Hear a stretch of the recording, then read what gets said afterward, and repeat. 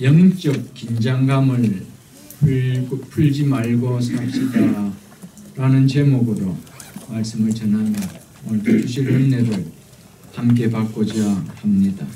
오늘 본문은 지난 주일에 이어서 에서와 야곱 형제가 20년 만에 만나 서로 안고 입맞추며 뜨겁게 화해를 한 후 에서와 야곱이 보인 모습을 나타내고 있는 말씀입니다.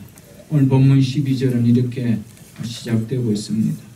에서가 이르되 우리가 떠나자 내가 너와 동행하리라. 동생 야곱을 용서하고 묵은 감정을 다 털고 화해한 에서는 이제 동생 야곱과 함께 자신이 사는 세일로 갈 것을 생각하고 야곱에게 우리가 떠나자, 그곳으로 떠나자 라고 하면서 내가 너와 동행하리라, 즉 내가 너의 길잡이가 되어 인도하여 주겠다라면서 그곳으로 떠나자라고 이야기하고 있습니다. 에서가 세일에서 야복강까지 먼 길을 400명의 장정을 이끌고 온 것은 야곱을 환영하기 위해서가 아니라 해하기 위해서입니다. 심하면 죽이기 위해서 왔습니다. 해하려고 온 에서가 안고 울며 화해하며 이제는 가는 길에 야곱의 길잡이가 되어주겠다라고 이렇게 나서며 변화가 되어졌습니다. 원수가 벗이 되는 것을 넘어서 동행자가 되어주겠다라고 이야기합니다. 너가 가는 걸음에 내가 앞서서 길잡이가 되어주겠다라고 이야기를 하고 있습니다. 이것을 가리켜서 기적이라고 이야기합니다. 죽을 것만 알고 있었던 그 형이 나타나서 나의 목을 안고 울며 입을 맞추며 모든 용서를 하고 이제 너가 가는 그 걸음에 내가 동행자가 되어주겠다. 여러분과 저의 삶 속에 이런 은혜가 있기를 주의 이름으로 축복합니다. 아멘. 캄캄했던 그런 담과 같고 여리고성과 같고 홍해 같은 그런 문제들이 우리 속에서 모든 것이 녹여지고 그 문제가 도리어 나에게 복으로 와닿는 그런 축복의 역사가 있기를 주의 이름으로 축복합니다. 아멘. 13절과 14절 보십시오. 야곱이 그에게 이르되 내 주도 아시거니와 자식들은 연약하고 내게 있는 양떼와 소가 새끼를 데리고 있은즉 하루만 지나치게 몰면 모든 떼가 죽으리니 청하건대 내 주는 종보다 앞서가소서. 나는 앞에 가는 가축과 자식들의 걸음대로 천천히 인도하여 세일로 가서 내 주께 나아가리다. 야곱은 형의 호의에 자식들은 아직 어려서 연약하여 그리고 오랫동안 너무 긴 여행에 지쳐 걸음걸이가 빠른 장정들의 보폭에 맞추어 간다라면 그건 너무 무리한 일이 될 수 있다라며 그리고 바다 말하면서 여기까지 라반의 추격을 피하여 오기 위하여 이미 가축대는 물론이고 새끼까지도 세차게 몰고 왔기 때문에 더 이상 이 가축대를 데리고 빠른 걸음과 함께 빨리 갈 수가 없다라며 새끼 가축들과 자식들의 걸음에 맞춰 천천히 형님이 있는 세일로 가겠으니 형님 먼저 가세요라고 지금 야곱이 이렇게 이야기하고 있습니다. 그러자 에서가 야곱에게 이렇게 말합니다. 15절 보십시오. 에서가 이르되 내가 내 종 몇 사람을 내게 머물게 하리라. 네가 그렇다면 내 가솔들과 가축대들 안전과 편의를 위해 호의와 안내해 줄 몇 사람을 내가 좀 붙여주겠다라고 지금 하고 있습니다. 얼마나 큰 호의입니까?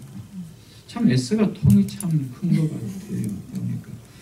그러자 야곱은 또 이렇게 이야기합니다. 야곱이 이르되 어찌하여 그리하리까 나로 내 주께 은혜를 얻게 하소서 하매 이 말은 이미 저를 너그럽게 맞아주신 호의만으로도 저는 만족합니다 라는 뜻으로 형님께서 다시 한번 은혜를 베풀어 너그럽게 제 뜻을 이해하고 받아달라라는 의미로 이렇게 나로 내주께 은혜를 얻게 하소서라고 말을 했던 것이었습니다. 이렇게 말하면은 야곱이 하나님의 군대, 즉 두 진영에 되는 하나님의 군대가 자기 자신을 지켜줌을 믿었기 때문이기도 하지만은 무엇보다 형 에서가 사는 곳으로 가기 위해서 밧담 아람을 떠나 여기에 오지 않은 것을 자기 자신은 너무나 잘 알고 있기 때문이었습니다. 그래서 이런저런 이유로 핑계대고 세일로 가지 않으려고 했던 것이었습니다. 야곱의 말을 들은 에서는 여기서 사이좋게 헤어져 세일로 돌아갑니다. 16절 보십시오. 이 날에 에서는 세일로 돌아가고, 뒤에 보면 알겠지만 야곱은 세일로 가지 않고 정반대의 길로 숲곳으로 나아갑니다. 오늘 나눠준 그 지도를 참고해 보면 세일이 어느 쪽이고 숲곳이 어느 쪽인지 좀 볼 수가 있을 것입니다. 왜 야곱은 함께 가자는 호의를 거절하고 또 호위병을 두게 하는 일도 거절했을까요? 그리고 세일로 가지 않았을까요? 혹 형 에서가 나를 해할지도 모른다는 두려움이 여전히 남았기 때문에 꼭 그렇게 했을까요? 야곱은 자신이 에서가 사는 세일 땅으로 가기 위해서 밧담 아람을 떠난 것이 아니라 고향을 가기 위해서 온 것을 그는 분명히 알고 있었기 때문이었습니다. 야곱은 형 에서가 쏟는 인간적인 정에도 불구하고 넘치는 호감을 드러내는 정에도 불구하고 가야 할 인생길이 다르기 때문에 동행하지 않는 것이지 형 에서가 두려웠기 때문에 그렇게 한 것은 아니라는 것입니다. 믿음의 성도는 아무리 믿지 않는 사람들로부터 호의를 받는다 할지라도 내가 머물러야 할 곳과 머물러서 안 되는 곳을 분명하게 깨닫고 살아야 됩니다. 아멘. 그것 때문에 내가 가야 할 곳과 내가 있어야 할 곳과 그것이 어느 길인지 흐려지게 하는 믿음이 된다라면, 그리고 그 호의를 베푼 사람에게 코가 끼는 신앙이 되어버린다라면 그 호의는 거절해야 됩니다. 아멘. 그게 믿음입니다, 여러분. 야곱은 세일로 가기 위해서 밧담 아람을 떠난 것이 결코 아니었습니다. 세일로 가기 위해서 형의 두려움으로부터 건져달라고 야곱은 야복 강가에서 기도의 삿발을 잡고 그렇게 매달리고 기도했던 거 아니었습니다. 야곱가에서 이 땅에서 형제로서의 화해는 아름답게 이루어졌습니다. 그러나 그 후에 이 형제의 가는 길은 서로가 다른 반대의 길을 이름은 성경을 말해주고 있습니다. 아무리 이 땅에서 형제로 그리고 부부로 부모와 자식으로 불편한 관계에 있다고 해서 화해하는 일이 일어난다 해도 서로가 가는 길이 달라져서 이 야곱과 에서처럼 서로의 길이 달라 나누어지는 길이라면 그것은 아픔입니다. 아무리 이 땅에서 어떤 문제를 통하여 육신적으로 화해를 했다더라도 그 마지막이 나누어지는 인생의 걸음이라면 그건 정말 아픔이라는 것이죠. 이것을 먼저 우리에게 보여주고 있는 말씀입니다. 한 가족임에도 가야 할 인생의 목적이 다르고 바라보는 소망이 다르므로 종국에는 인생의 종착점이 다른 길을 간다라면 이것은 아픔입니다. 문제는 이것을 아픔으로 여기지 않고 살아가기 때문에 서로가 다른 길을 가면서도 그것을 별로 대수롭게 여기지 않고 있다는 것이죠. 종국의 인생의 종점이 다른 길이라면 그건 정말 아픔입니다, 여러분. 이게 아픔으로 여겨져야 돼요. 그래야 다가설 수가 있는 거예요. 그래야 내가 그 사람을 위하여 희생할 수가 있는 거예요. 내가 모든 것을 내려놓을 수가 있는 거예요. 그러나 세상 사람들은 이걸 모릅니다. 이 세상 한평생 살다가 죽으면 모든 것이 끝나는 줄 알고 있습니다. 그렇지 않습니다. 그 후에 가야 될 길은 있습니다. 종국의 그 길이 우리는 분명히 다른 길임을 알기 때문에 함께 가는 길이 되자고 힘쓰고 애쓰는 거잖아요.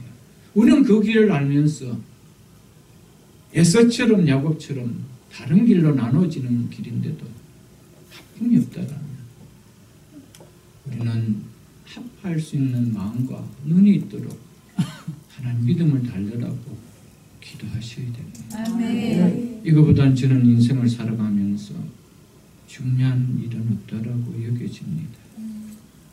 야곱은 형이지만 에서가 가는 목적이 다름이 분명히 알았기 때문에 놀라운 호의를 받고도 함께 가자는 제안을 거절할 수가 있었던 것입니다.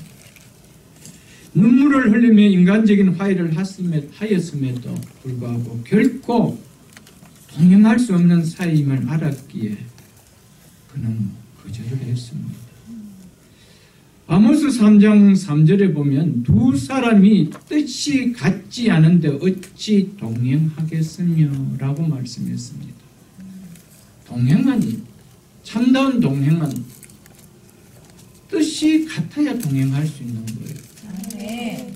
뜻이 같지 않은데 그 동행이 어찌 아름다운 동행이 될 수 있으며 어찌 서로의 위로가 될 수 있는 동행이 될 수 있으며 힘이 되고 의지가 되는 동행이 되어질 수가 있겠습니까?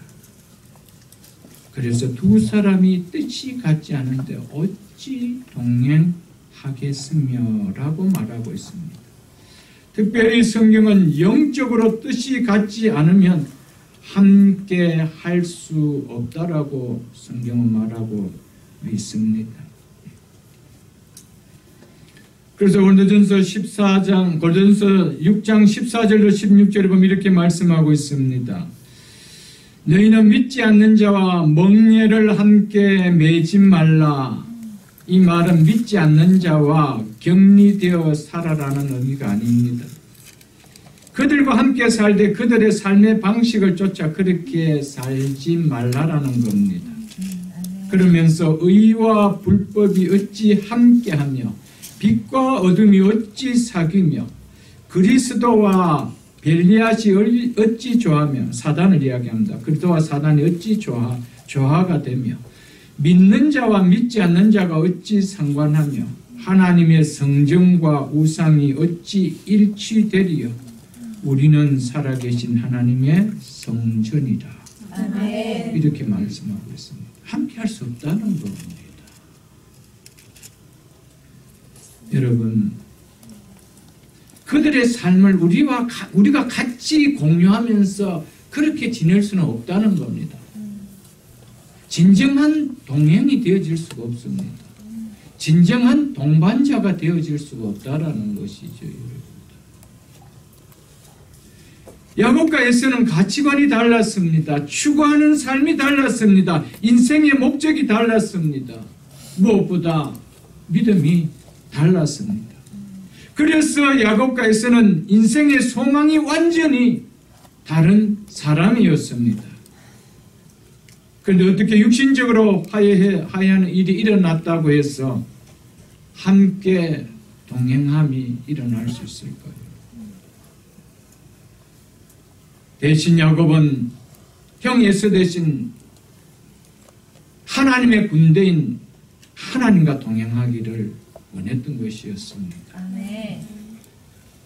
아브라함과 롯이 삼촌과 조카 사이였지만 가치관이 다르고 추구한 목적이 달랐기 때문에, 믿음이 달랐기 때문에 결코 함께 할 수 없었던 것을 우리는 알 것입니다. 좋을 때 아무리 좋은 관계라 하여도 이 부분이 다르면 결코 함께 동행하며 가는 것은 어렵습니다.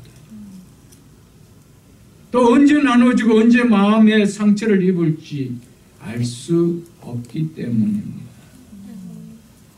그렇기 때문에 야곱은 형으로부터 큰 호의를 입었지만 함께함을 거절했던 것이었습니다.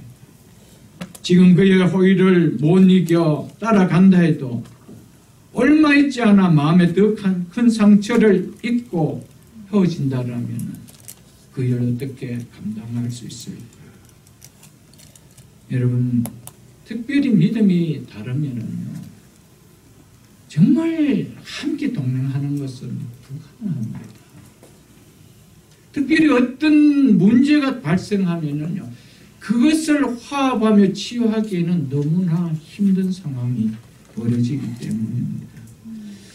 한 마음으로, 한 믿음으로, 한 신앙의 같은 소망으로 하나님을 섬기는 가정은 결코 헤어져야 할 이유를 만들게 하는 상처를 입고 입히는 일은 없습니다. 물론 감정을 가진 사람이기 때문에 때로는 다툼이 일어날 수가 있습니다. 저 역시 그렇습니다. 그러나 그 일로 결코 동행을 멈추고 싶은 일이 되게 하지는 결코 하지 않는다는 겁니다. 동의하십니까, 여러분? 진짜 믿음이 같으면은요, 그 믿음으로 인한 그 땅에서 살아가는 삶의 가치가 같고 내외가 서로 바라보는 인생의 소망이 같다라면 어지간한 다툼이 있다 해도요, 결코 그것은 동행을 포기하는 다툼으로 만들지 않습니다. 그런 다툼으로 생기지도 않고요, 그렇게 가지도 않습니다, 여러분. 왜냐하면 그것은 말씀을 통해 믿음 앞에서 다 녹아지기 때문에. 믿으십니까?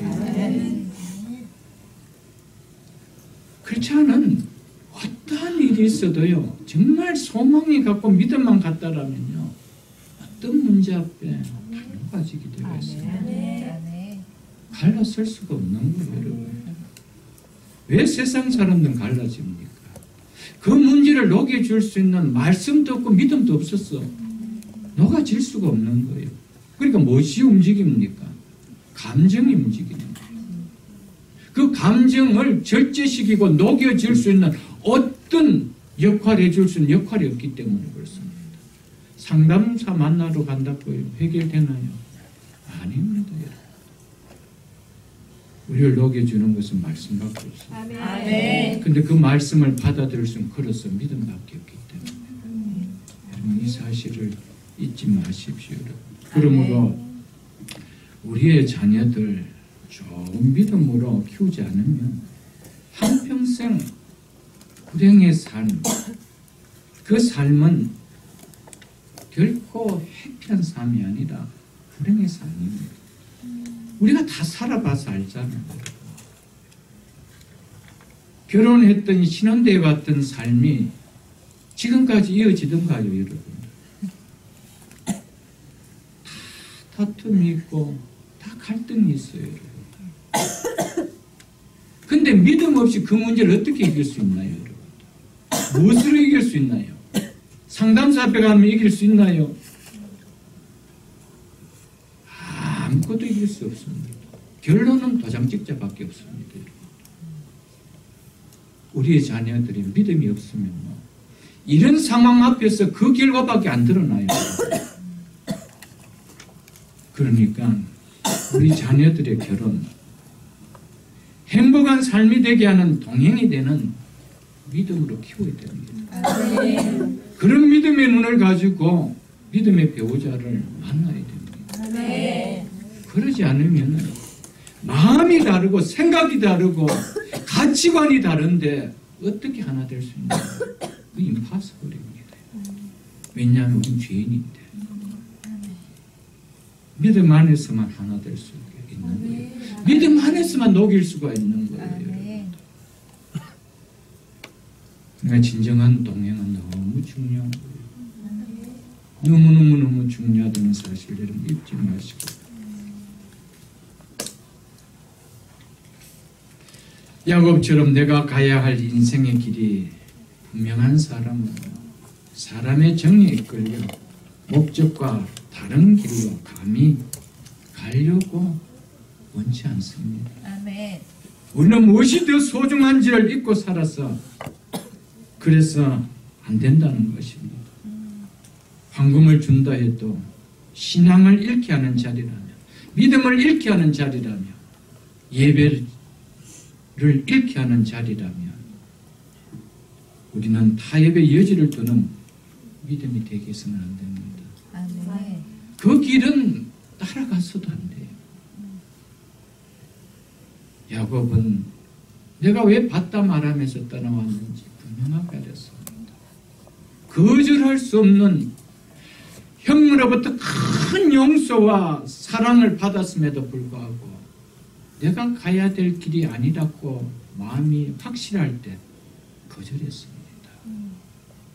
여러분, 이게 믿음입니다. 아멘. 믿음의 길은 무엇이 더 소중한 것을 알 때 움직일 수가 있는 것이죠, 여러분.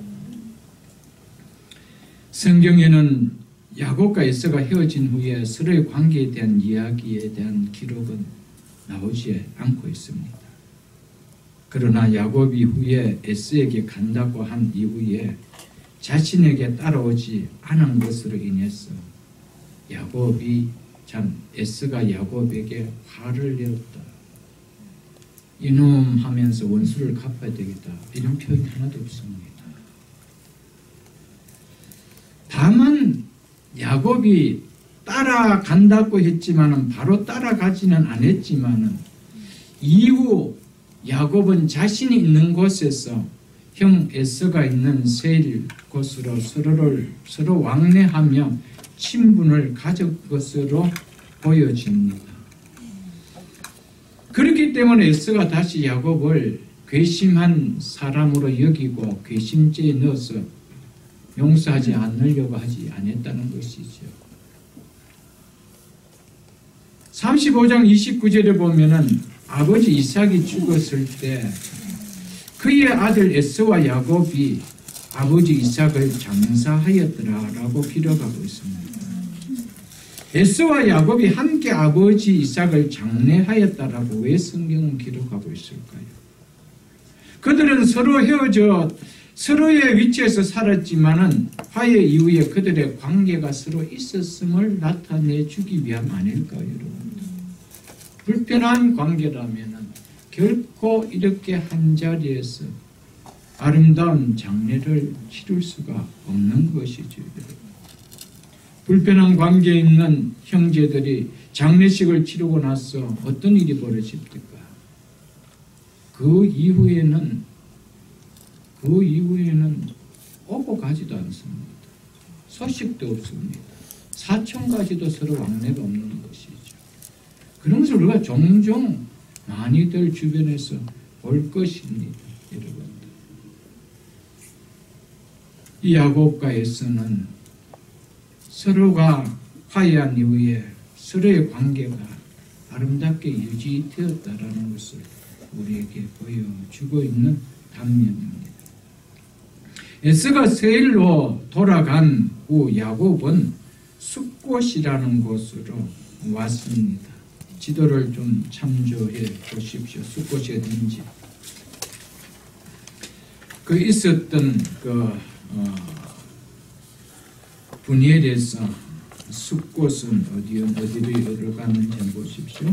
17절을 제가 읽어드리겠습니다. 야곱은 숫곳에 이르러 자기를 위하여 집을 짓고 그의 가축을 위하여 우리 간을 지었으며 그 땅 이름을 숫곳이라 불렀더라. 숫곳은 야복강 약 10마일 떨어진 요단강 상류에, 즉 요단강과 야복강이 만나는 그 지점에 그 위치에 있는 것을 우리가 지도를 통해서 좀 볼 수가 있을 것입니다. 야곱은 숫곳에 이르러 자기를 위하여 집을 짓고 자기 가축을 위하여 우리 간을 지었다라고 이야기한다. 큰 우리를 지었다 이 말입니다. 이것을 보면 야곱이 단순히 잠시 체류하기 위함이 아니라 롱타임 그곳에서 살 것을 전제한 모습으로 우리는 비춰질 것입니다. 집을 지었다. 양들을, 짐승떼들을 위해서 우리 간을 지었다. 저는 야곱이 처음부터 숫곳에 와서 그곳에 자기가 살기 위해서, 롱타임 살기 위해서 집을 짓고 가축을 안전하게 기르기 위해서 우리 간을 지었다라고 그렇게 보여지지는 않습니다. 그런 목적을 가지고 숫곳으로 왔다 그렇게 여겨지지는 않습니다. 어떻게 하루아침에 하나님과 깊은 기도의 삿발을 잡고 이스라엘이라는 축복을 받은 이스라엘의 믿음을 가진 야곱이 바로 다음날 하나님을 위해서가 아니고 자기를 위해서, 자기 가축들을 위해서 집을 짓고 우리 간을 짓는 인생으로 변할 수가 있겠어요? 하루아침에 이게 가능할까요, 여러분? 그렇다라면은, 만일 그랬다라면은 야복강가에서 이스라엘의 이름을 받은 것도 거짓 이름이요, 기도의 삿발을 잡고 하나님 앞에 울며 간구했던 것도 다 쇼였던 것이죠. 그건 쇼가 아니었습니다. 진심이었습니다. 아멘. 그렇다라면 그렇게 다음날 이렇게 자기를 위하여, 자기의 가축들을 위하여 인생을 사는 인생으로 야곱이 변했을까요?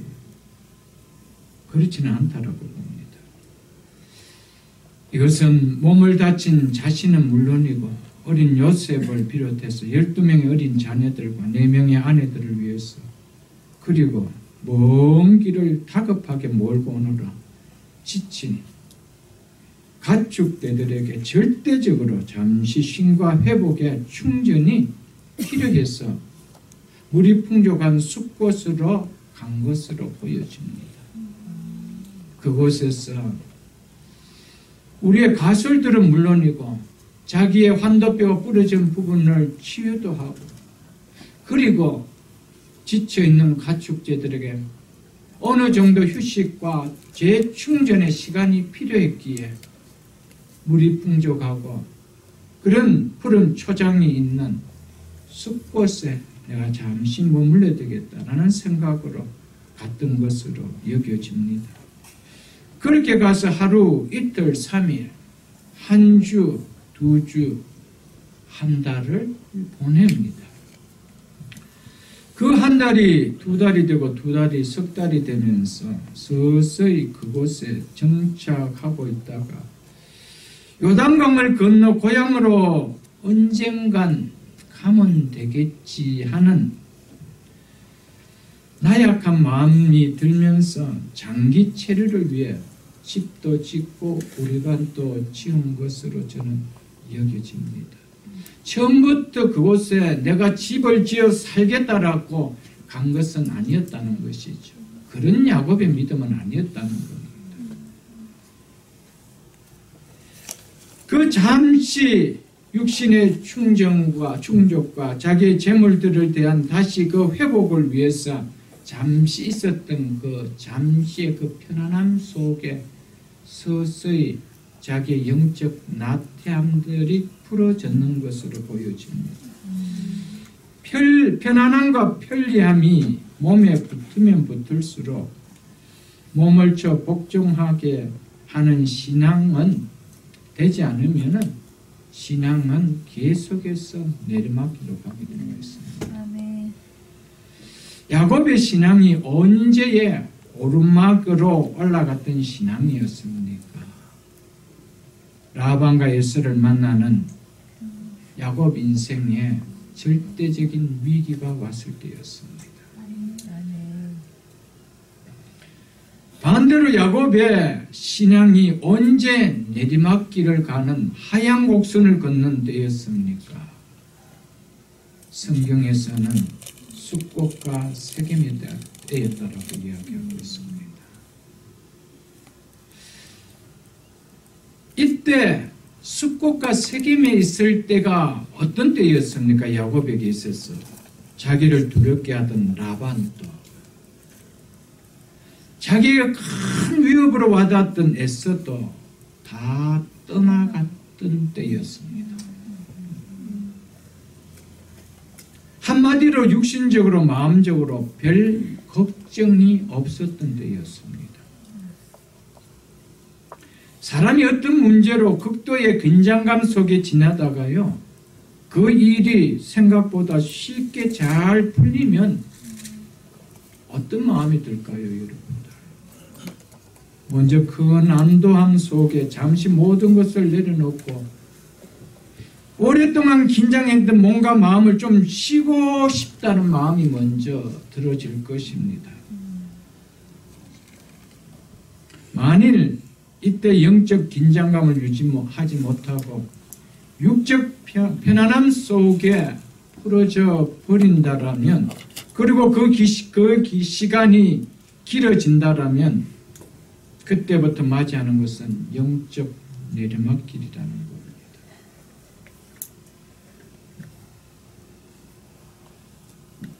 여기에 머물려라고 내가 외삼촌 집에 내려온 것은 아니지.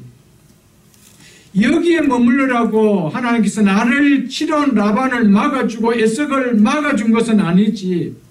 내가 베델로 올라가라고 하나님께서 나를 라반을 막아주시고 에서를 막아주시고 했는데라는 생각을 이 야곱은 하지 못했습니다.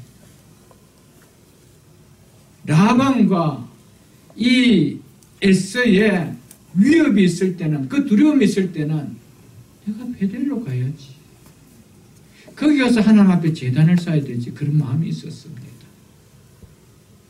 그러나 자기 인생에 큰 두려움의 문제가 먹구름이 거쳐지자 내가 왜 받다 말하면서 떠났는지, 이 길을 오는데 왜 하나님께서 외삼촌 라반을 막아주시고 에서의 두려움을 막아주셨는지, 이 은혜가 떠나가 버리기 시작했다는 것이죠.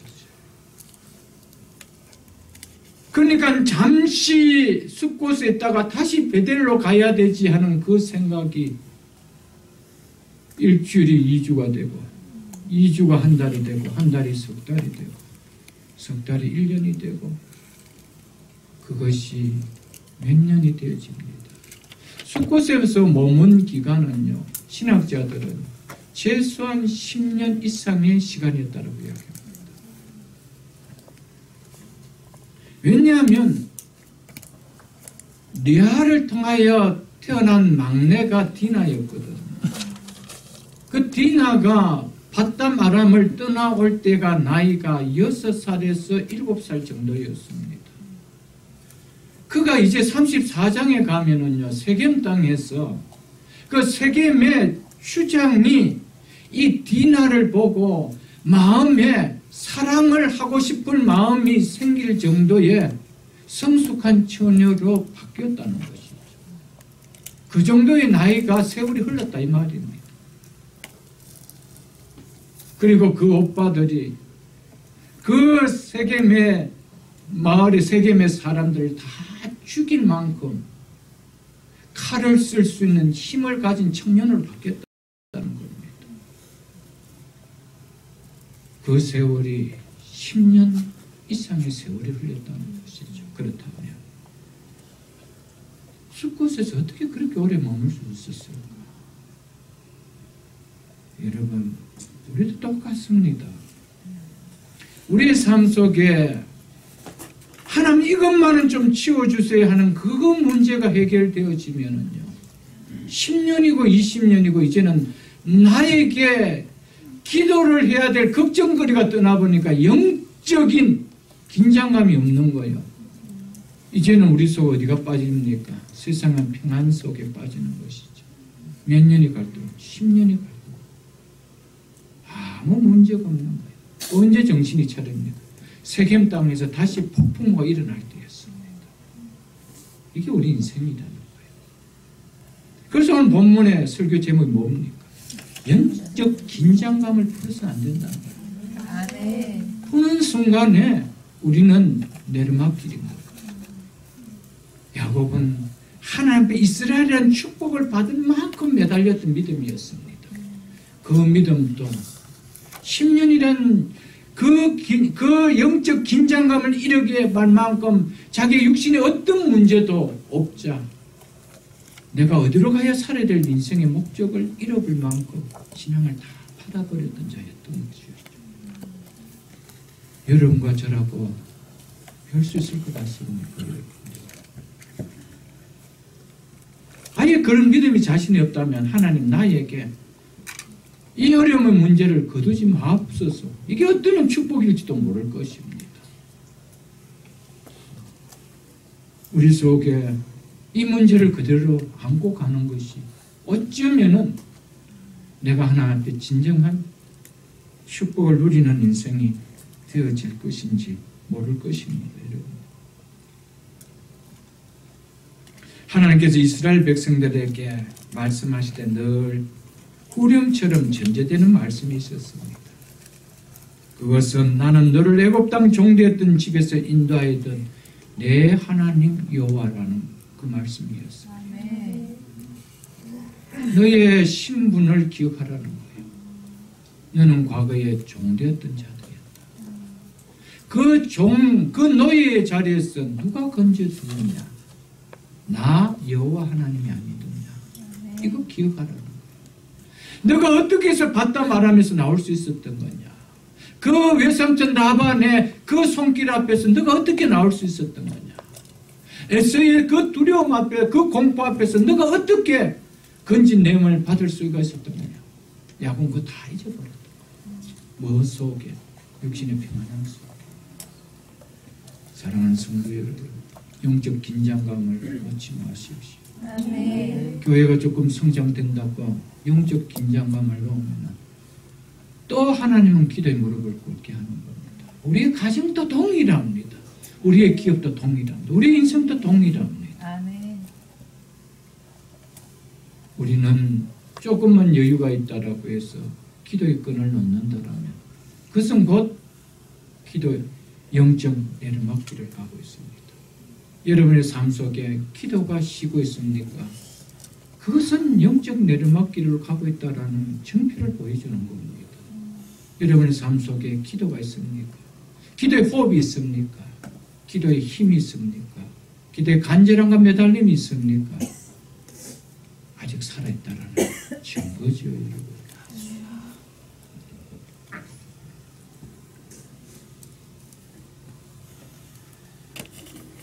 야곱은 외삼촌 라반의 손에서 나를 건져주신 하나님의 은혜를 생각한다라면, 형 에서의 손에서 나의 생명을 주신 하나님의 은혜를 생각한다라면, 이 하나님의 은혜를 이 야곱이 어찌 잊을 수 있나요? 라반의 그 죽음 앞에서 건져준 하나님의 은혜, 그 에서의 죽음의 손길 앞에서 건져주신 하나님의 은혜, 야곱이 어찌 잊을 수가 있나요, 여러분들? 하나님의 은혜를 잊을 만큼 야곱에게 베풀어 주신 은혜가 하찮은 은혜였습니까? 할 것 없는 은혜였습니까? 그렇다면 야곱은 그 은혜에 대한 감사의 표현이 있어야 됨이 당연한 거 아니에요? 어디에도 야곱이 하나님께 감사했다는 말이 없어요. 하나님 앞에 감사의 제단을 쌓았다. 없었습니다. 여러분, 차갑다라는 것은 내 믿음의 현주소를 보여주는 거예요. 난 하나님을 받은 은혜가 없었다는 거예요. 그 은혜가 별로 기억에 날 만큼 중요하지 않았다는 거예요. 창세기 28장을 펴보십시오.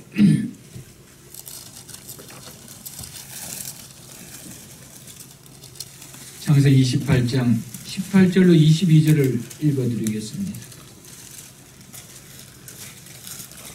형으로부터 생명을 부재하기 위해서 외삼촌 라반이 있느나 밧담 아람으로 야곱이 도망칠 때 루스 들판에서 하나님의 은혜를 체험하고 나서 한 고백이었습니다. 야곱이 아침에 일찍 일어나 베개로 삼았던 돌을 가져다가 기둥으로 세우고 그 위에 기름을 붓고 그곳의 이름을 베델이라 하였더라. 그 성의 이름은 루스더라. 야곱이 서운하여 이르되 하나님이 나와 함께 계셔서 내가 가는 이 길에서 나를 지켜주시고 먹을 떡과 입을 옷을 주시고 내가 평안히 아버지 집으로 돌아가게 하시며 여호와께서 나의 하나님이 되실 것이요 내가 기둥으로 세운 이 돌이 하나님의 집이 될 것이요 하나님께서 내게 주신 모든 것에서 10분의 1을 내가 반드시 하나님께 드리겠나이다 하였더라. 아멘. 이렇게 했나요? 하나님 다 약속을 지켜줬는데 먹을 떡과 입을 옷만 있으면 떡만 줬나요? 옷만 줬나요? 거부가 되었다고 했어요. 여러분, 인간이 이래요, 여러분. 이게 우리 현주소입니다, 여러분. 31장도 보십시오. 31장.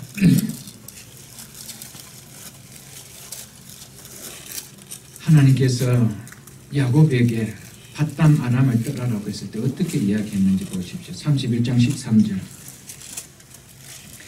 나는 베델의 하나님이라.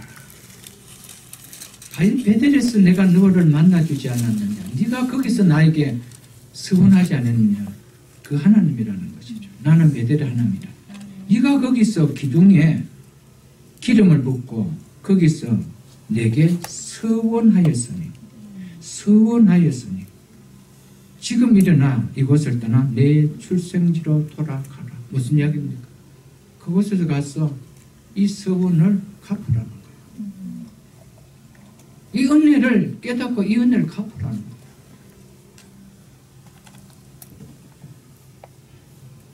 여러분, 은혜가 은혜로 여기지지 않으면 우리가 이래 삽니다. 여러분, 하나님께서 우리에게 주신 은혜가 얼마나 크고 놀라워요. 야곱이 받은 은혜와 비교되나요? 우리는 사단의 권세의 손 아래서 건짐을 받은 백성이었습니다. 아멘. 사망에서 생명으로 옮김을 받은 은혜를 받은 자였습니다. 멸망의 자식에서 하나님의 자녀가 되는 은혜를 받은 자였습니다. 우리의 받은 은혜가 정나요? 우리는 하나님 앞에 어떤 감사의 표현이 있나요, 여러분? 은혜에 대한 약속을 갚으라고 오는 길에 라반의 위험에서도 에서의 두려움에서도 건져 주었는데 폭풍우가 지나가고 긴장감이 풀고 육신적으로 편안함이 누려지자 야곱은 은혜를 다 잊어버렸어요. 영적인 아닌 육적인 편안함 속에 나타나는 특징을 그가 보이기 시작했습니다. 그것은 바로 하나님의 은혜에 대한 망각이었습니다.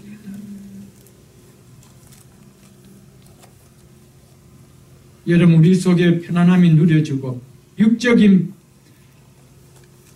편안함이 누려지고 불편함이 없을 때 하나님의 은혜가 더 많이 누려질까요? 아닙니다. 하나님의 은혜는 나에게 더 불편하게 여겨지는 도구로 여겨질 뿐이죠. 애써 그것을 부인하려고 애쓸 뿐이죠, 여러분들. 육적으로 잘 풀릴수록 육적으로 편안케 하는 현상이 내 삶 속에 나타날수록 영적 긴장감을 잊지 않도록 그럴수록 하나님 은혜를 생각하며 세어봄이 있는 우리의 삶이 되어야 됩니다. 아멘. 그렇지 않으면 이 에서의 답습을 우리는 똑같이 답습하게 될 것입니다.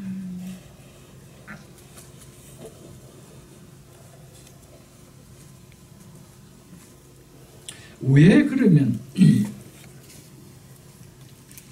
야곱은 잠시 머무는 장막이 아닌 롱타임 그할 집을 짓고 살 만큼 숲곳에서 오래 머물렀을까요? 이것을 우리가 좀 깨달을 수 있어야 됩니다. 그것은 영적 긴장감이 풀림으로 나타난 환경을 이기지 못한 소유에 대한 욕심 때문이었습니다. 그가 하나님 앞에 은혜를 받았을 때는 이렇게 고백했습니다. 33장 11절에 보면 하나님이 내게 은혜를 베푸셨고 내 소유도 족하오니라는 이 고백을 했습니다. 형에게 550마리가 넘는 엄청난 자신의 가축의 이 소유물들을 주고도 내 소유는 족하다라고 이야기했습니다.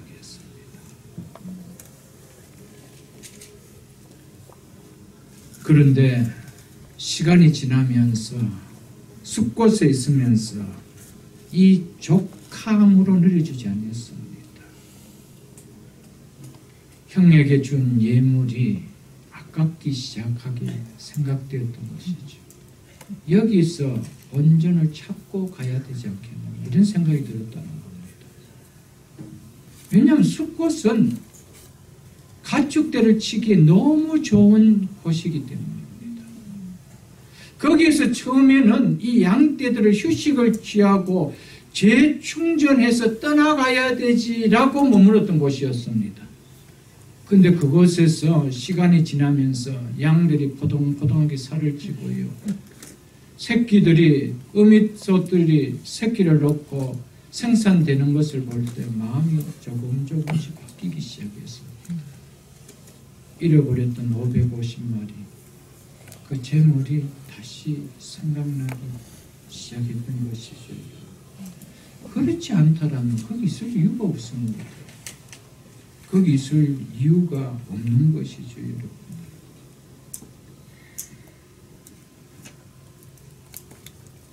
그래서 짐승을 키우는데 너무 좋은 이 환경, 이곳에서 내가 어찌 잠시 머물다 갈 수 있겠는가? 이곳을 누가 차지한다라면 너무 아까운 곳인데 이 생각이 든 것이죠, 여러분. 우리가 그래요.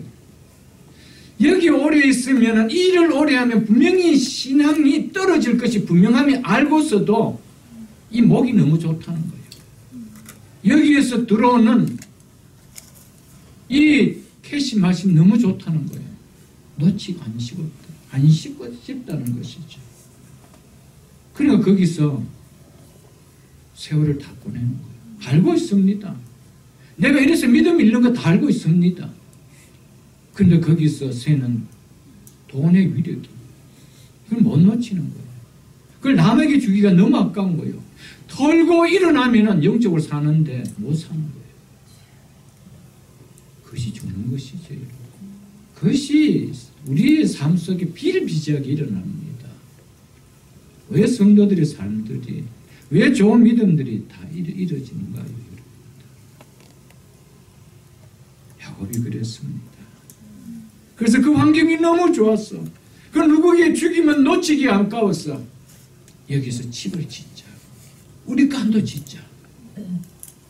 이런 생각으로 바뀌었다는 것이죠. 여러분,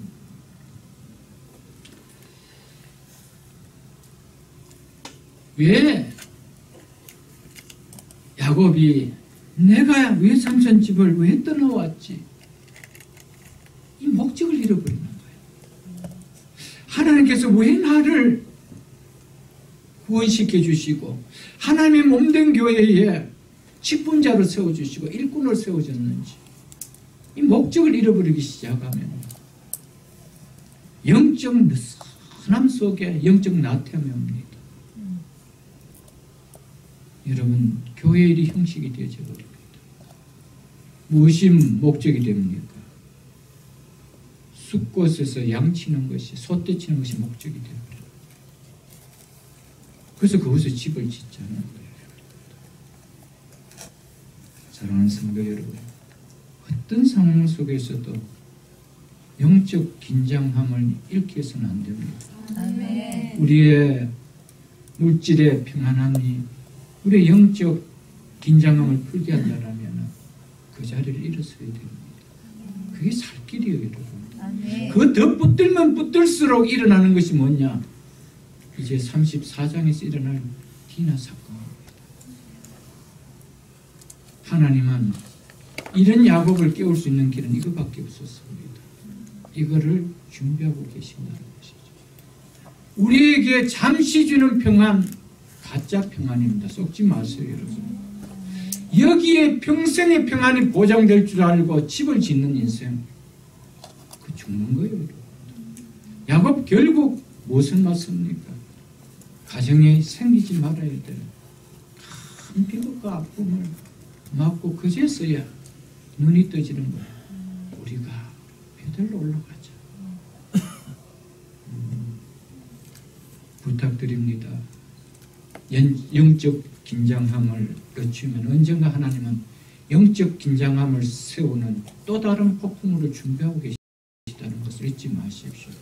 왜냐하면 하나님 우리를 야곱으로 살게 만드는 것이 목적이 아닙니다. 무엇으로 살게 하게?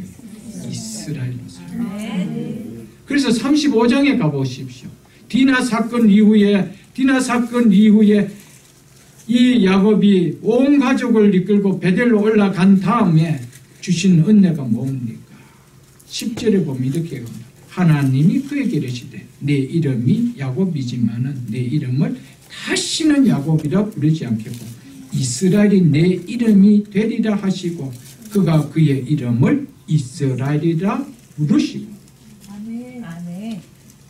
야복 강가에서는 네가 이스라엘이 되리라고 했습니다.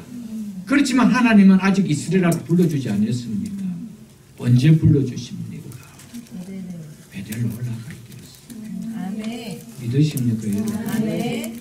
하나님은 우리를 이스라엘로 부르시기를 원하고 이스라엘의 믿음이 되기를 원합니다. 그래서 그때까지 하나님은 항상 폭풍우를 준비하고 계시다는 것을 잊지 마시고 잠시의 숲곳에서 그 위장된 거짓 평안에 우리는 속아서 안 된다는 것이죠. 아멘. 이것은 오늘 본문을 통해서 우리에게 주시는 너무나 중요한 메시지라는 사실을 잊지 마십시오, 여러분.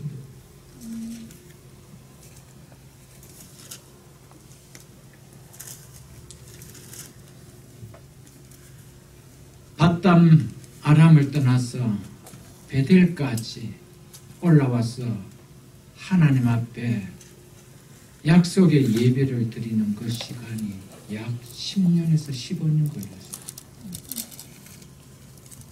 그 시간은 완전 웨스트합니다.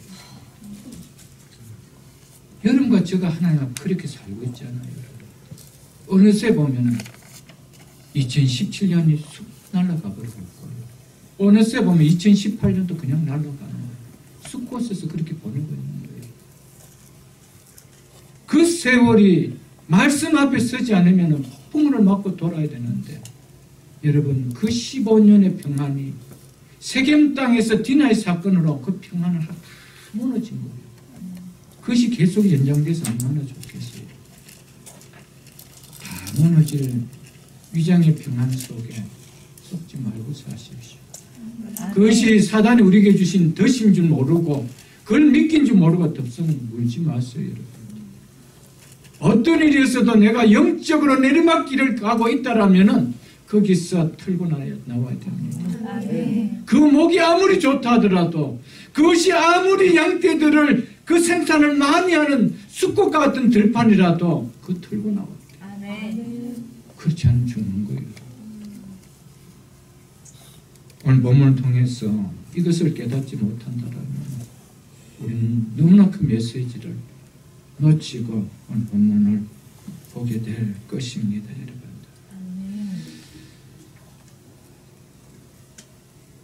그래서 고린도전서 10장 12절에서 사도 바울은 그런즉 선줄로 생각하는 자는 넘어질까 조심하라고 말씀을 했던 것이었어요. 조금 내가 이제 이 정도면 어떤 믿음 또 어떤 상황도 이겨낼 거라 그런 생각하지 마십시오. 조금만 여러분들의 삶 속에 걱정되는 문제들이 해결되면 넘어지는 것은 1순위가 되어버릴 겁니다. 신명기 8장에 보면은 이렇게 기록하고 있습니다. 한번 찾아볼 수 있기를 바라겠습니다. 신명기 8장 11절로 14절 말씀을 제가 읽어드릴게요. 몇 번 보았던 말씀이지만 내가 오늘 너희에게 명하는 여호와의 명령과 법도와 규례를 지키지 아니하고 내 하나님의 여호와를 잊어버리지 않도록 삼갈지어라. 조심하라고 이야기합니다. 너희가 먹어서 배부르고 아름다운 집을 짓고 거주하게 되며 또 내 소와 양이 번성하며 내 은금이 정식되며 내 소유가 다 풍부하게 될 때 내 마음이 교만하여 내 하나님 여호와를 잊어버릴까 염려하노라. 아멘. 모세는 하나님께서 모세를 통하여 이제 가나안 땅으로 들어가는 직전에 있는 요단강 앞에 있는 이스라엘 백성들 향하여 그 땅에 들어가거든 이 사실을 잊지 말라라는 거예요. 우리가 조금만 은금이 정식되고 소유가 풍부해지고 우리의 삶에 걱정의 바람이 가시고 나면요, 성경은 이야기합니다. 하나님을 잊어버릴까 염려합니다. 그래서 영적 긴장감을 늦춰서는 안 된다는 것이죠. 아멘. 만일에 야곱이 숲곳에서 이러면 안 되지. 가축대들이 새끼를 놓고 보동보동하게 살을 찔 때 거기에 시선이 빠지면서 이러면 내가 안 되지 하고 정신을 차려야 되는데 거기에 마음이 뺏겨버렸다. 그래서 그곳에서 자기의 믿음이 다 내려가는 10년 이상의 세월을 거기서 보냈습니다. 그 어디에도 하나님 앞에 제단을 쌓았다는 말이 없어요. 그곳에서. 중요한 이야기를 우리에게 이야기해 주고 있습니다. 잊지 마십시오. 물론 내 인생이 힘든 문제가 풀리고 삶의 평안함이 깃들면요, 처음에는 얼마간은 그 감격의 믿음의 아름다운 모습을 우리가 드러냅니다. 그러다 어느 시점에 가면 영적 긴장함이 풀리고요, 영적 나태함이 우리 속에 오면서 이제는 서서히 마음의 영적인 것이 아니라 우리의 육적인 것에 우리의 몸이 움직이기 시작해진다는 것이죠. 여러분, 우리가 잘 아는 히스기야 잘 알 겁니다. 그가 중병으로 인해서 하나님 앞에 정말 야곱처럼 생명을 걸고 하나님 앞에 기도했을 때 하나님께서 이사야를 통하여 네 눈의 눈물을 보고 네 기도를 내가 들었다면서 15년의 생명을 연장해 주셨습니다. 자기의 생명 앞에 하나님 앞에 절박하게 하나님 매달렸던 그였습니다. 그 전까지도 히스기야의 신앙은 참 아름다웠습니다. 15년의 생명의 연장을 얻고 그의 마음은 나태해졌습니다. 무엇을 할 수 있습니까? 그때 난 아들이 므낫세였어요. 15년 생명 연장하고 얻었을 때 난 아들이 므낫세였습니다. 므낫세는 이스라엘 왕들 중에 가장 악한 왕이었어요. 어떻게 히스기야 같은 신앙인의 속에서 이런 아들이 나올 수가 있을까요?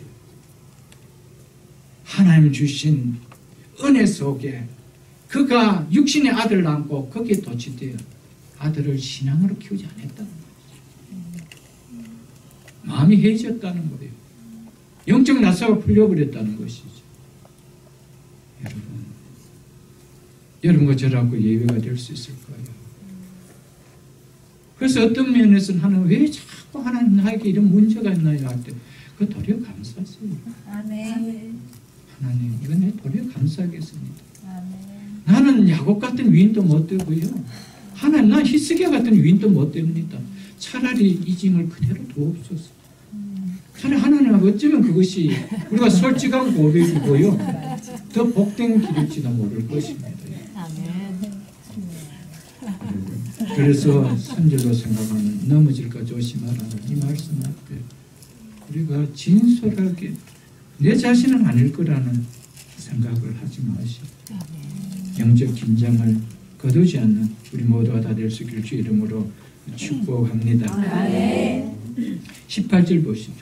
야곱이 바담 아람에서부터 평안히 가나안 땅 세겜 성읍에 이르러 그 성읍 앞에 장막을 치고 세겜으로 들어오자 이제 가나안 땅에 이르렀다라고 말하고 있습니다.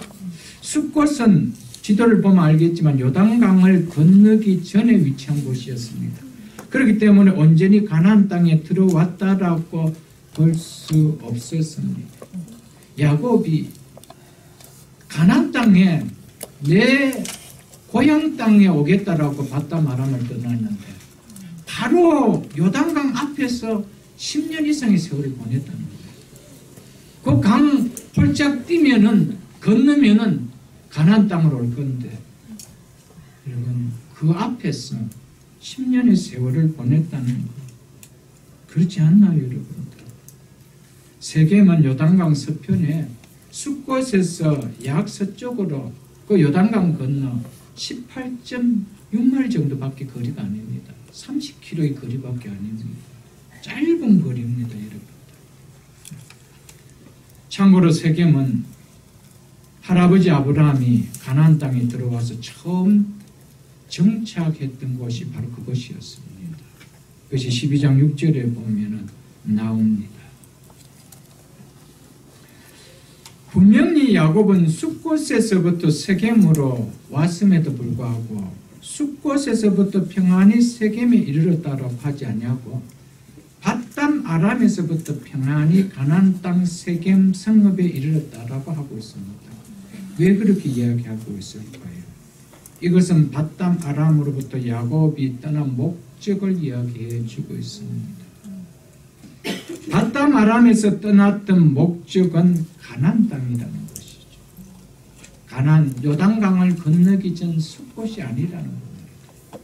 그래서 바담 아람을 떠났지만 아직 바담 아람을 떠나지 않는 것처럼 이야기해 주고 있습니다.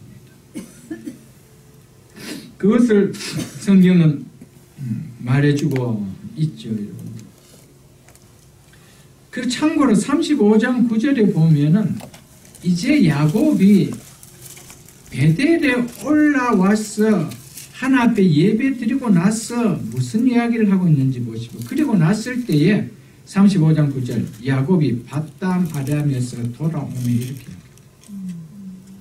바담 아람에서 돌아오면 세겜 땅까지가 아니라는 거예요. 네가 와야 될 서원했고 내가 불러줬던 그곳은 베델이라. 아멘.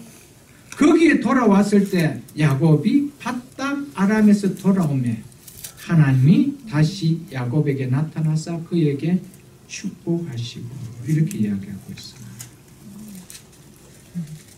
그 어디에도 야곱을 축복하셨다라고 이야기하고 정식으로 돌아왔다라고 인정해 주시고 있지 않음을 볼 수가 있습니다.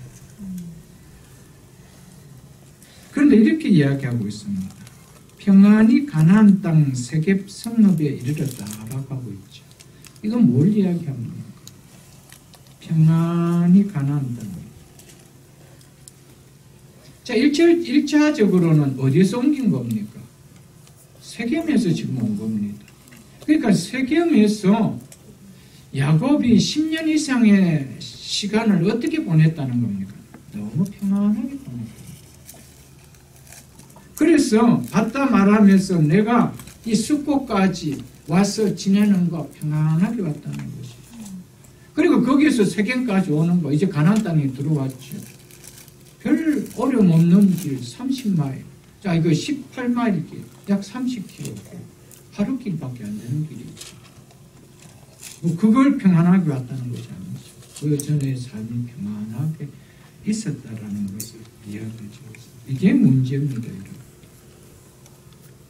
평안이 너무 지속되면 안 돼요, 여러분. 이게 큰 문제예요. 물론 이 본문에서 주는 또 다른 메시지는 네가 약속한 그대로 루스 들판에서 하나님 앞에 기도할 때 하나님께 나를 평안히 고향집으로 돌아오게 하면 이랬거든. 그 그대로 하나님께서 내가 너 약속 그대로 지켜주지 않는 이거 이야기하는 겁니다. 평안히 돌아오게 하지 않는다. 많은 상황과 두려움이 있었지만 평안히 돌아오게 하지 않는다. 목적이 일차적인 목적을 이루어지고. 그러나 이 속에 야곱에게 일어났던 것은 나 세겜 땅에서 이렇게 살았다는 것이죠. 그것 또한 보여주고 있습니다. 여러분, 평안이 있었다는 것은 뭘 예고하냐면 이제 곧 폭풍우가 몰아칠 것에 대한 구름을 준비하고 있는 그림입니다. 그거 지금 보여주고 있는 거예요. 성경은 이제 곧 2절만 넘어서면 이제 34장에 딱 가면 디나 사건 딱 터집니다. 하나님 그걸 준비하고 계십니다. 여러분의 삶 속에 아무 걱정도 기도 안 해도 괜찮고 예배 자리에 뭐 대충 드려도 괜찮고 말씀 안 봐도 괜찮고 그런 평안이 유지되고 있습니까? 폭풍우가 몰려오고 있는 그림을 하나님은 준비하고 있다는 사실 잊지 마십시오. 그 평안은 가짜 평안입니다. 위장된 평안이라는 사실을 우리가 잊지 마십시오.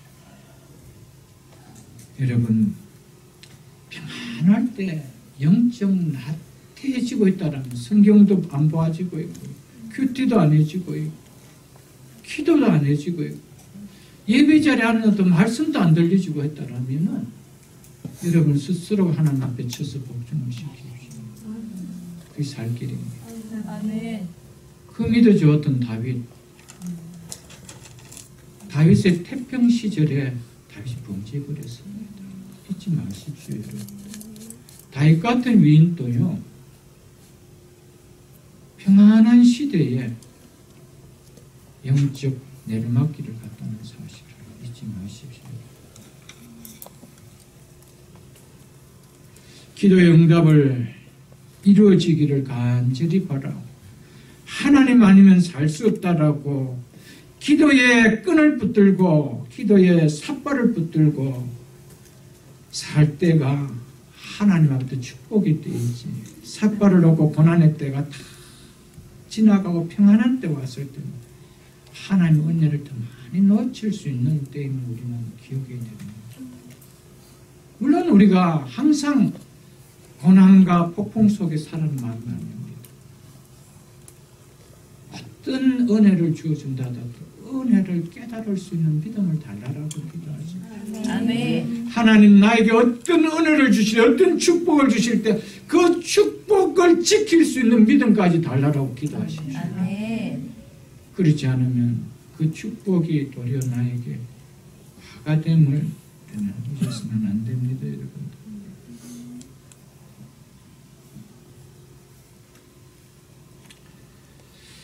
세겜 성읍에 이르러 그 성읍 앞에 장막을 치고 무슨 이유인지 모르겠지만은 야곱은 수컷을 떠나서 바로 베델로 가지 않습니다. 거기에서 수꽃에서 그 세겜에서 베델까지는요 또 18마일 정도 거리밖에 아닙니다. 그 수꽃에서 세겜 거리나 세겜에서 베델 거리나 거의 같은 거리입니다. 하루 길만 가면 됩니다. 왔던 길 하루 길 더 양떼들 몰고 가면 됩니다. 그런데 세겜에 멈춥니다. 그리고 그곳에서 또 못합니까? 베크시타의 돈을 주고 그 땅까지 삽니다. 이 원크시타는요, 양 한 마리를 살 수 있는 돈입니다. 그러니까 100크시타는 굉장한 큰 돈이죠. 양 100마리를 살 수 있는 만큼의 돈을 가지고 땅을 구했다는 겁니다. 잠시 머물려고 했다라면 여기서 야곱이 땅을 샀겠습니까? 저는 그렇게 보지 않습니다. 평안히 돌아오게 해주시면 베델에 와서 그 돌기둥으로 성전을 삼아 하나님께 영광을 돌리고 성전 중심의 삶을, 하나님 중심의 삶을 살겠다라고 소원했던 야곱이 왜 베델에 올라가지 않고 왜 이번에는 왜 세겜에 와서 거기에서 또 땅을 사고 그럴까요, 여러분? 이곳에서 또 정착하려고 했던 이유겠지요. 숲곳보다 더 좋은 곳이기 때문에 이곳으로 왔겠죠. 이곳에서 하나님께서 야곱이 살아도 좋을 것 같으면은 여기 세겜 땅에서 야곱을 깨워서 베델로 올라가게 안 했어요. 이제 20절에서도 보면 알겠지만 야곱이 여기서 예배를 드리는 흉내까지 내었습니다. 그러나 하나님 그거 싫더라고요. 구태여 웅덩이를 빠르지 말고 베델로 올라가라고. 그렇지만 베델이 여기에서 야곱이 이 백크시타르에 돈을 주고 땅을 구입했지만은 자기 욕심으로 땅을 구입했지만 그럼에도 불구하고 하나님은 야곱이 구입한 이 땅을 후손의 땅이 될 것으로 합력하여 선을 만들어 버립니다. 결국 이 땅에 여호수아 24장 32절에 보면은 요셉의 뼈가 이곳에서 묻혀집니다. 하나님은 그렇게 선하게 사용을 하신다는 것이죠. 야곱이 이곳에서 이렇게 많은 돈을 주고 살 만큼 세겜은 야곱에게 호감을 갖게 했던 땅이었던 것은 분명히 했습니다. 그러나 하나님의 눈에는 머물러서 될 땅은 아니라는 것이죠. 여러분, 우리가 이것을 못 깨달으면 안 됩니다. 내 육적 시각으로 볼 것이냐, 믿음의 눈에 하나님의 시각으로 그걸 볼 것이냐는 것이죠. 내 시각으로는 양 100마리의 값을 주고 살 만큼 호감의 땅이라 할지라도 하나님은 거기서 너 한 날이라도 더 살면 안 된다 할 만큼 쫓아낼 수 있는 땅도 된다는 것을 보아야 됩니다. 이는 하나님의 시각이 아니면 우리는 절대로 볼 수가 없는 것이죠, 여러분. 많은 경우에 우리는 하나님의 원함보다 나의 육신의 안목의 조짐을 따라 그것이 하나님의 폭풍우를 맞는 자림을 모르고 안주하려고 할 때가 너무 많다는 것이죠. 야곱은 이곳에서 내가 이런 엄청난 폭풍우를 맞을 거라고는 생각지도 못했습니다. 내 인생에 한번 인생을 뒤바꿀 수 있는 호감의 땅이라고 여겼는 그 땅에서 자신의 가정에 이 가정을 엎을 만큼의 심각한 문제가 그곳에서 발생할 줄 그는 몰랐습니다. 그러므로 성도는 영적 긴장감을 늦추면 언제 어떤 일이 터질지, 나는 황금의 땅이라고 생각하는데 그 땅이 지뢰 땅이 될지 우리는 모르는 거예요. 하나님 이 사실을 기억하고 늘 하나님 앞에 깨어 기도해야 됩니다. 아멘. 그래서 시편 13편 3절에 보면 다윗은 여호와 내 하나님이여 나를 생각하사 응답하시고 나의 눈을 밝히소서. 아멘. 두렵건대 내가 사망의 잠을 잘까 하오며. 아멘. 내가 하나님의 뜻이 무엇인지 모르는 영적인 잠을 잘까 두렵사오니 하나님 나를 깨워달라고 다윗은 그렇게 기도했습니다. 여러분, 우리는 영적으로 깨지 않으면 육적으로 하나님 백성이 하는 일은요, 그것은 지뢰밭입니다. 언젠간 거기는 내가 흔들고 나와야 될 지뢰밭입니다. 그 사실을 우리는 꼭 기억하시고 하나님 앞에 기도하십시오. 하나님, 내가 이것을 통하여 영적으로 내려받기를 가는 길은 아닌지 안 가는 길이 아닌지 하나님 깨닫게 해달라고 우리는 꼭 기도하십시오. 인생에 고난임이 없으면요 결코 형성될 수 없는 하나님의 성품이 있습니다. 하나님 그것을 압니다. 하나님이 원하는 성품은 야곱이 아니고 이스라엘입니다. 이것은요 고난 없이 만들어질 수 없는 거예요. 다듬어질 수 없는 거예요. 고난 속에 있으면서도 하나님의 성품을 안 다듬어진다면 그 도대체 어떻게 해야 되겠습니까? 그 일하고 다듬어지는 것이 사는 길입니다. 믿으십니까? 이스라엘이라고 칭찬만 받으면 자동적으로 이스라엘 믿으면 되는 거 아니라는 것을 우리는 본문을 통해서 꼭 기억하십시오. 하나님은 반드시 야곱으로 불러주셨기 때문에 참 이스라엘로 불러주셨기 때문에 이스라엘의 믿음이 될 수 있도록 다듬어 가십니다. 여러분과 저 하나님의 백성, 하나님의 자녀, 성도라 불러주셨기 때문에 하나님은 그렇게 다듬어 가십니다. 이 사실은 본문을 통하여 잊지 마시기를 주의 이름으로 축복합니다.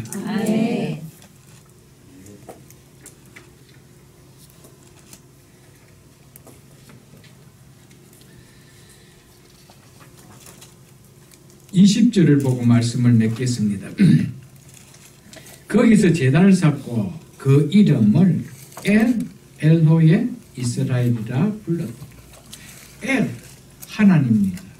엘호의 하나님을 위하여입니다. 이스라엘 이스라엘의 하나님을 위하여 이 말입니다. 하나님 이스라엘의 하나님이라는 것이죠. 하나님 이스라엘의 하나님 엘로의 뭐뭐의 하나님이만 하나님 이스라엘의 하나님. 이때는 이스라엘의 민족이 없었습니다. 그렇다면 무슨 이야기입니까? 야곱 자신을 이야기하는 겁니다. 하나님 나의 하나님 이 말입니다. 나를 이스라엘로 불러주지 않았냐는 거예요. 그것도 10년이라는 훌쩍 넘는 세월 속에 이제 제단을 쌓고 엘호의 이스라엘 하나님 이스라엘의 하나님 하나님 나의 하나님 이렇게 불렀다. 그것도 어디였어요? 세겜이었어요. 왜? 베델로서 가서 그렇게 하면 안 되나요? 모르긴 해도 야곱은 세겜하고 베델하고 뭐 거리가 그렇게 차이가 안 나니까 하루길 차이니까 뭐 근처 가서 예배 드리면 안 되겠네 이렇게 생각했는지도 모릅니다. 여러분 우리 가운데 좀 그런 생각을 하고 있지 않습니까? 내가 예배 드린 거 아니지 않느냐? 교회 안 나가는 거 아니지 않느냐? 그래도 내 방법대로 하나님 부르고 있지 않느냐? 하나님께 예배 드리고 있지 않느냐? 넌 그렇지 아니지 않느냐? 그렇게 하고 있다는 것이지. 얼른 보면은 하나님, 이스라엘의 하나님, 나의 하나님 이렇게 부를 때 얼마나 야곱이 정신 바짝 들어서 정말 좋은 믿음의 사람 된 것 같이 보이는데 그렇다면 하나님께서 왜 이스라엘에게 이 야곱에게 폭풍우를 준비하고 있을 거예요? 그거 예배 아니라는 거예요. 여러분 믿습니까 여러분? 아멘. 여전히 여기서 드리는 예배는 어떤 예배였습니까? 35장에 가보면 35장 여러분들 5절에 보십시오. 35장 2절에 보십시오. 야곱이 이에 자기 집안 사람과 자기와 함께 모든 자에게 이르되 너희 중에 있는 이방 신상들을 버리고 자기를 정결케 하고 너희들의 의복을 바꿔 입어라. 세겜 땅 숫곳과 세겜 땅에 어떤 예배를 드렸습니까? 이방 신상을 품고 엘렐로의 이스라엘이라고 불렀다는 것이죠. 그리고 정결하게 하고 이방 문화에 찌르던 삶이었다는 겁니다. 정결하지 못하고도 예배 드렸다는 겁니다. 의복을 바꿔 입자는 거예요. 숫꽃과 세겜에 가나안들이 입는 그 문화의 옷을 입었다 이 말입니다. 하나님 백성의 문화에 젖이지 않았다 이걸 이야기하죠. 걸으면서 엘렐로의 이스라엘 불렀다는 거예요. 여러분 세겜에서 드리는 예배를 하나 기뻐하지 않습니다. 믿으십니까 여러분? 그걸 이야기해주고 있는 거예요. 그걸 이야기해주고 있는 거예요. 아직도 세상 마음에 뺏겨있고 육신의 마음에 뺏겨있고 영적 나태함 속에 내가 어떤 인생인지 내가 어떻게 살아야 되는 인생인지 하나님 왜 나를 구원해 준지 다 잊어버리고 살면서 형식적으로 제단을 쌓고 예배드리는 거예요. 하나님 그거 아니라는 거예요. 그건 야곱이 드릴 때 예배였지 이스라엘이 드린 예배가 아니라 그리고 깨라는 거예요. 믿으십니까 여러분? 하나님 이것을 우리에게 원하고 계십니다. 우리는 어디에서 종교적인 언어 하나님 나의 하나님이라고 고백하고 있습니까? 이 고백은 종교적 언어입니다. 이 고백은 베들에서 해야 되죠. 그리고 우상을 버리고 정결케 하고 세상 문화를 다 벗어버리고 하나님 원하는 모습으로 예배드려야 되죠.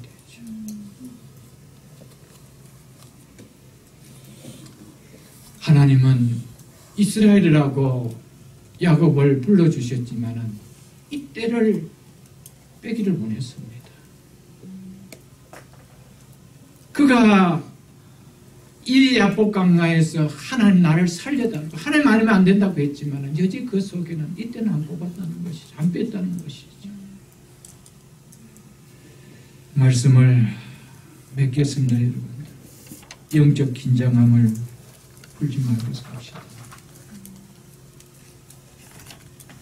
야곱처럼 세겜 땅에서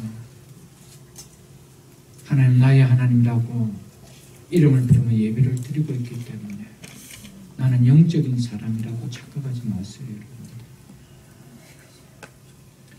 내 속에는 여전히 세겜 땅 이방 문화가 좋아서 그 땅을 엄청난 돈을 주고 투자할 만큼 그러면서도 한편으로 영적인 사람같이 흉내 우리의 모습은 아닌지 야복강가에서 하나님 앞에 실험했던 그 영적인 긴장감 놓지 마시고 주님 부르시는 그날까지 내 속에 조그마한 평안함이 누려질 때 내 스스로가 말씀에 복종시키고 기도의 무릎 앞에 복종시키며 단단한 긴장감을 갖는 우리 모두가 다 될 수 있기를 주의 이름으로 축복합니다. 주신 말씀 생각